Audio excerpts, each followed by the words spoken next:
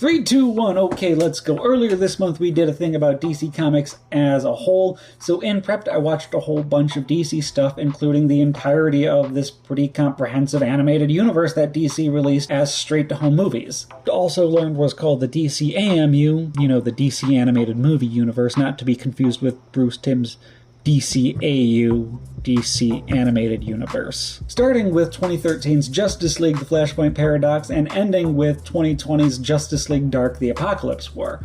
I had bought and watched all of these movies as they originally came out, and I remember having mixed but generally positive feels regarding the whole series and appreciated a whole lot of what it did. I think just about everyone was cast especially well. I love how consistent the series is and how much it leaned into incorporating a lot of DC's stories in ways that it hadn't in the past. I also do another series for this channel called What We Watched Last Week, where we go through our film and story diary week by week, including each and every one of the 16 movies and single short of the DCAMU. So here is all of that presented in a little compilation to your amusement, beginning with 2013's Justice League The Flashpoint Paradox. Imagine being told your job for the next 2 weeks was to animate 7 children being murdered.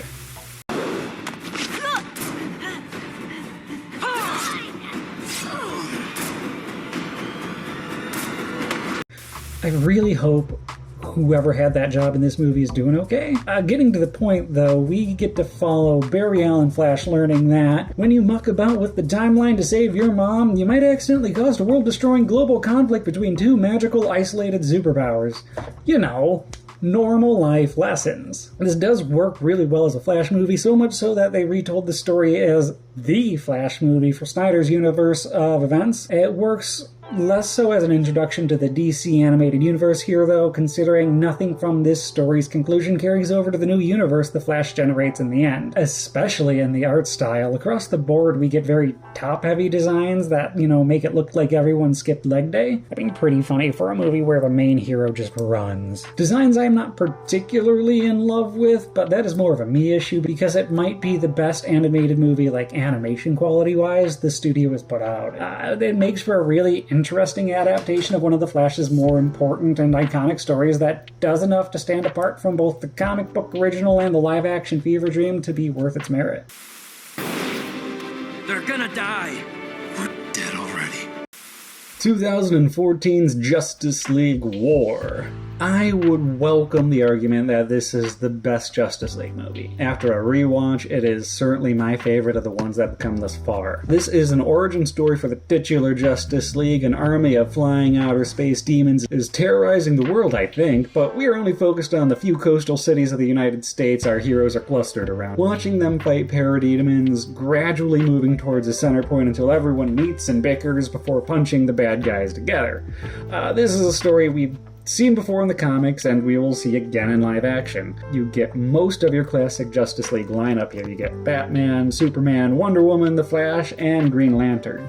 Cyborg takes the Martian Manhunter's classic place in the team, which works with the story presented as it reflects how the Justice League has evolved since its inception, and is definitely accurate to the source material that this book is specifically referencing. And Shazam takes Aquaman's place here for reasons I cannot fathom, and I love Shazam, and I love him in the League. He's very significant in his own right, but he is very superfluous in this story. This story also smartly takes Superman off the table pretty early, as well as Batman, by having him be the one chase after the Man of Steel. It lets everyone else shine while Batman and Superman get their own moments and their B-plot. And if I had to complain, it would be a little bit about the character writing. It's feeling a little forced and off character. There is enough space left over in the runtime to really flesh out the heroes that we love, even if the movie uses the time it had magnificently, pairing heroes that can play off each other while the gang, gets together. Wait, you're not just some guy in a bat costume, are you?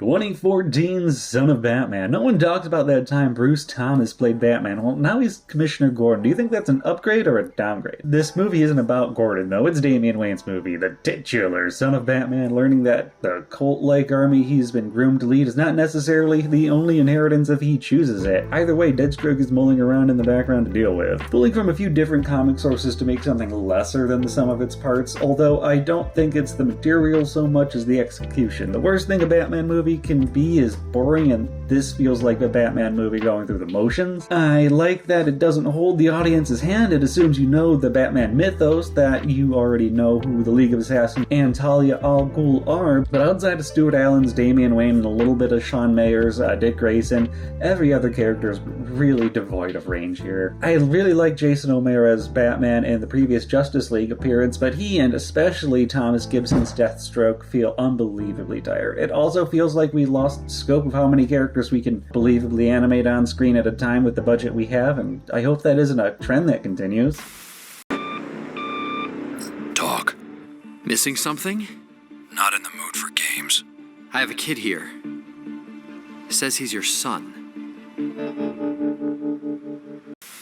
Justice League, Throne of Atlantis from 2015. Ah, I see, we didn't think an Aquaman movie would do good on its own, so we made his origin a Justice League movie story, eh? Well, when the titular Throne of Atlantis is put into the position to be reacquired, the bastard son of the Queen is brought to the forefront to claim the throne and stop the war between Atlantis and the entire surface world, while the Justice League provides support in the background and solves a few mysteries before the big Atlantis reveal is made, but, like, Atlantis is in the title. We know that mystery was coming, right? Again, the studio does show its weaknesses when animating these larger crowds, and when we are threatening a global conflict, you get a lot of large crowds you have to animate. Whenever things are blocked around our heroes, everything becomes more fluid and consistent. And speaking of our heroes, their characterizations are a little more on point this time around, with a few even being recast for the series' benefit. This is an Aquaman story, though, with the Justice League just kinda slotted in, evident by the fact that most of this shares a plot with the live-action Aquaman movie that came out a few years later and made $1 billion, which makes sense considering both movies use the same source material. It just makes for a movie that doesn't have a huge impression for better or worse this time around. Now, where were we? Yo! Leave him alone. We're talking. 2015's Nightwing and Robin. At 55 seconds, I don't know why you wouldn't at least put this on as a curiosity. It's on YouTube for free. Simply, it's an extremely short where Nightwing and Robin fight the Scarecrow.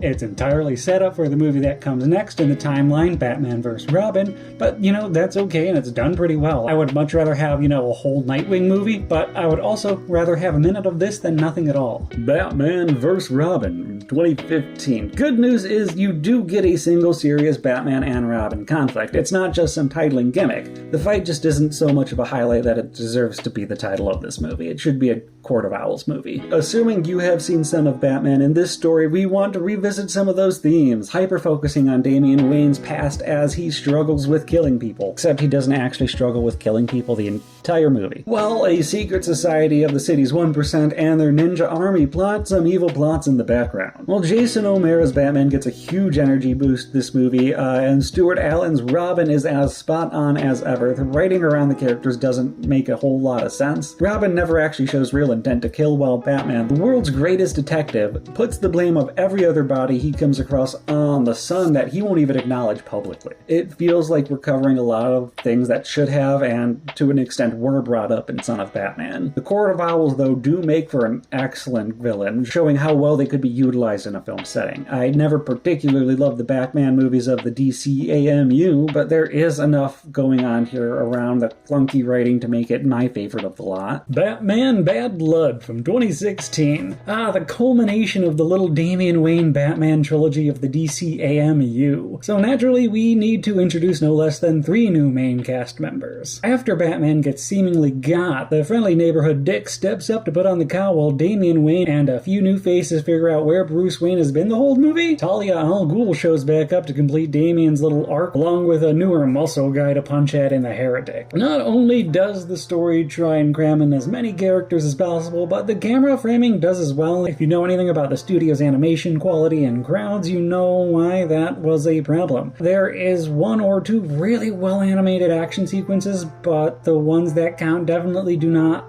land in part because of how many people there are to animate on the screen at once. It is great to see the son of Batman get his own arc.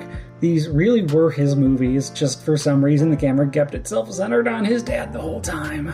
2016's Justice League vs. the Teen Titans, and I love that in this movie they strategically insert Blue Beetle into the Teen Titans team as a Cyborg alternate from the original run, only to have Cyborg be a main player on the team anyway.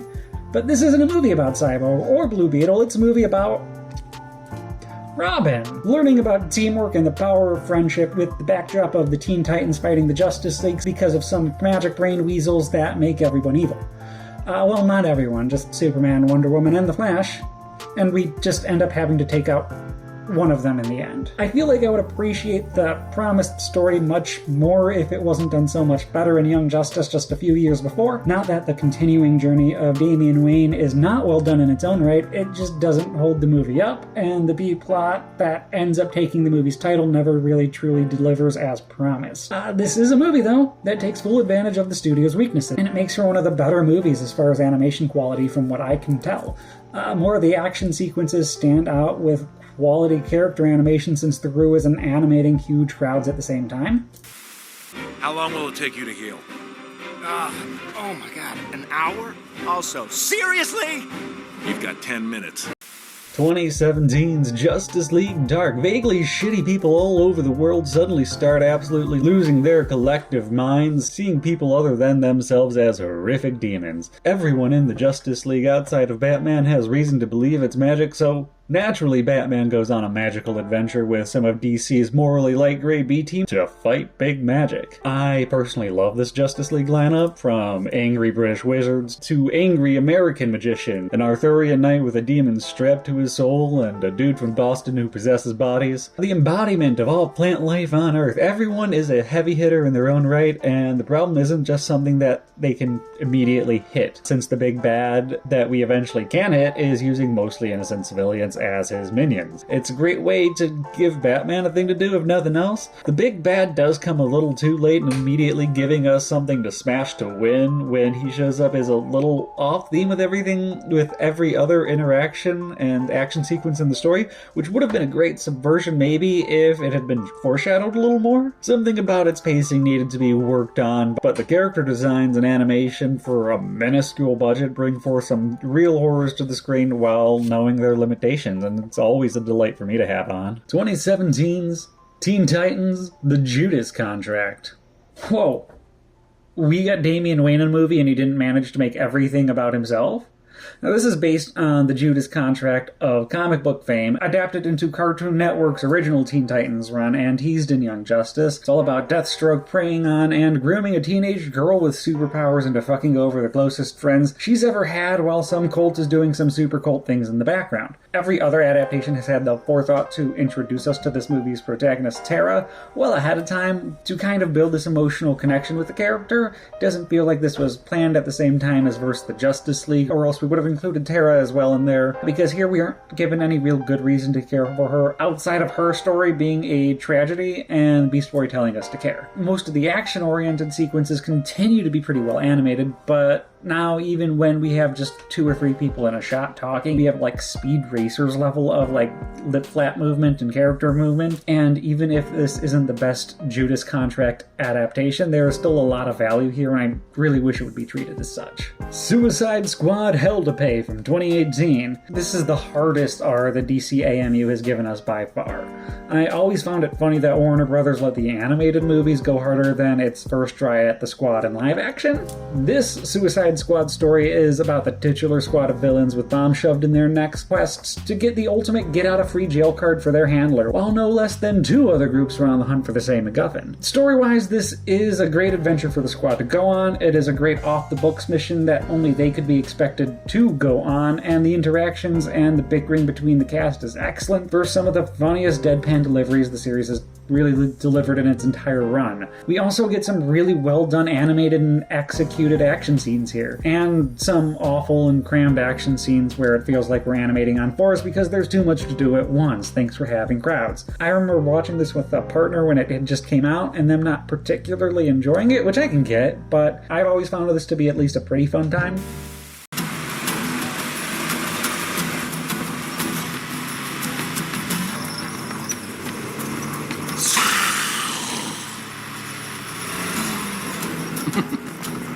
Constantine, City of Demons from 2018. So I know I just said the Suicide Squad went hard. I might as well have just been lying, putting it back to back with City of Demons. Our titular protagonist in City of Demons is the most chav magician to ever live in John Constantine. And his trying to save his closest friend's demonically possessed daughter from, good old-fashioned eternal damnation. This movie did start off as a series of 10-minute shorts, and you can definitely tell if you look for it, as the focus of the movie bounces from plot beat to plot beat in very consistent 10-minute chunks, when some sequences could have just had a little more time to breathe. It makes for a constantly moving but very cluttered plot that keeps ramping back and forth from 0 to 10 constantly.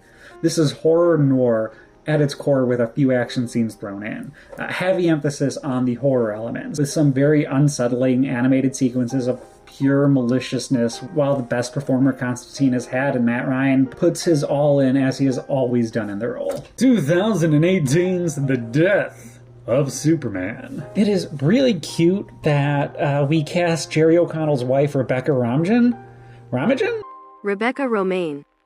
An amazing actress in their own right to play Lois Lane. They both do great lending their voices to the roles in this animated adaptation of the industry-changing book of the same name, where an unstoppable alien force slowly crashes through a Justice League with the sole aim of making everything go squelch before him. It killed him! It killed him!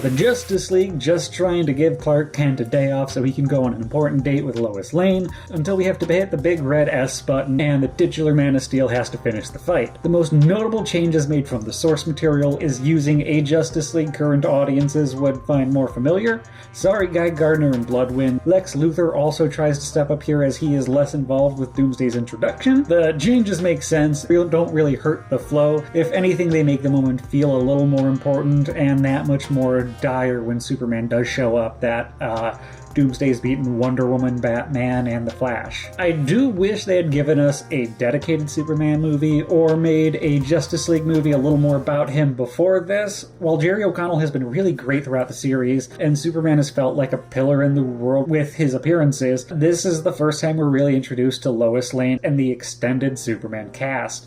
And while everyone sells it really well, it could have hit that much harder if we were given a little time earlier to see their relationships grow. Not just see them during tragedy, but that is definitely not the movie's fault. It does everything it can to give you what the title promises. Followed by 2019's Reign of the Superman. Now, this does work great as a little double feature with The Death of Superman, which, great! That is kind of the point. Where The Death of Superman is a pretty straightforward story to adapt, Reign of the Superman had so many moving parts to incorporate and condense while trying to remain recognizably the story it's embodying. It does pretty well at that, for at least the first half, about 4 alternative Supermen who may or may not be on the up and up, vying for the public light and saving the day, while the second half here is all about stopping a big, legally distinct skybeam. As mentioned, there is so much more to adapt. There is not enough space to list all the recognizable changes, but this is still recognizably Reign of the Superman to me. Even if the speedrunning of the story makes it a little convoluted, it never felt as disorganized as Constantine's City of Demons did. And Rebecca Romijn also just carries a Superman movie whose lead died at the end of the previous installment. 2019's Batman Hush. Finally, an animated Batman movie in this universe that is actually about Batman. New mysterious players in Gotham poking at Batman's psyche while the hero sparks old flames with Catwoman. It's a story that brings in a lot of the Batman rogues gallery while being very character and mystery focused that really hinges on both of these elements. Everything this movie does with Catwoman I think is fantastic. Both performers are great in the role. Jason O'Mara especially gives the best Batman we have seen in this world so far. This is also the best looking movie by far. It looks like we gave everything one more pass in depth and shading, and it makes the world of difference in presentation. The mystery though is controversial. I've never liked how it plays out here. I watched it with a person who had no knowledge of the reveal, and they were also disappointed, so it leads me to believe part of that original reveal in the graphic novel is what makes it work so well. It also feels like Gotham itself is incredibly underdeveloped in this universe. Outside of the Justice League, everything we've seen of Batman has either been League of Shadows or Court of Owls related. I really wish this had been moved up in the DCAMU timeline to before Batman Bad Blood, even if that would have meant losing the best bit in the movie and losing Damian Wayne. Or maybe it would have been better if he'd gotten a random call from Damian in Tibet who just knows he's on a date with Catwoman. Look, I understand. This never-ending mission of ours is a lonely endeavor. If this trollop provides some carnal release, so be it. Trollop. 2019's Wonderwoman Bloodlines. So I am not the most versed person on Wonder Woman lore, but you Diana Prince fans have absolutely been hiding the absolute gem that is Ferdinand the Bull from the world for far too long. He's the best. An excellent name. Then rise, Ferdinand. And know that you will never need to fight again. Bloodlines explores the title hero's introduction to the greater world as a whole, letting us see some of our first interactions with people before becoming Wonder Woman. It's their stories we really focus on for the first act of the movie, giving us a backstory in the primary antagonist in Silver Swan, and setting up a whole big arc for the finale, really. The movie takes some very big choreographed swings that I feel pay off pretty well. The big finale is also one of the best examples of a really dire throwdown fight, even more so than the death of Superman. Wonder Woman's struggle with a giant Medusa is creative and it's brutal in its intensity. Nitpicking, the script could have used another pass, but that is a complaint you could really level at every movie in this little era at one point or another. There's also a subtle shift in the art style from the rest of the DCAMU that I think works in the movie's behalf. And again, that final action sequence is really, really well made, I think. Creatively, it's a fun fight with solid animation, especially for what we've seen throughout the series. 2020's Justice League Dark Apokalips War. So if you've seen the Crisis on Infinite Earth trilogy of 2023 and 24, do the revelations there change any of your thoughts on this movie retroactively? I don't know if it does for me, but I am definitely glad I got to watch it before this movie again. It adds a little more context, but it doesn't change my hating this as a conclusion to the DCAMU. Or this part of it anyway. I don't think the movie is poorly made. I think a lot of people would call it their favorite from the series for good reason. Its story moves quickly and concisely, never taking too much time for anything to settle before it moves on to the next story beat with solid and fun character writing and witty dialogue throughout. But, I mean, this movie earns that dark moniker. And maybe I'm just tired of these grim dark stories where you watch heroes be torn limb from limb and left emotionally shattered in a puddle of their own misery. But equally, I do think this is just such a disappointing way to watch this part of the story end.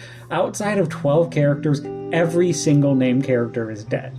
And outside of 2 of those characters, every character is essentially reset back to 0. Every single success, every struggle has been for nothing because these heroes utterly failed in the end and their last hope is to unplug the universe and to plug it back in like it's the Wi-Fi.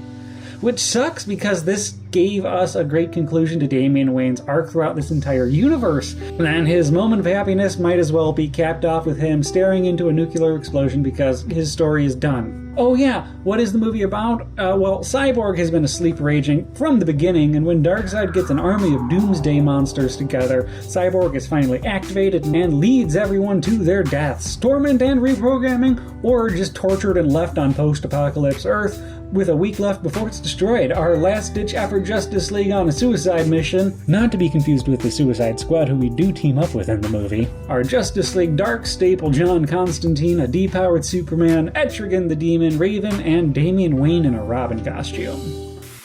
My ex. You and Harley? Gross. Do I look mad?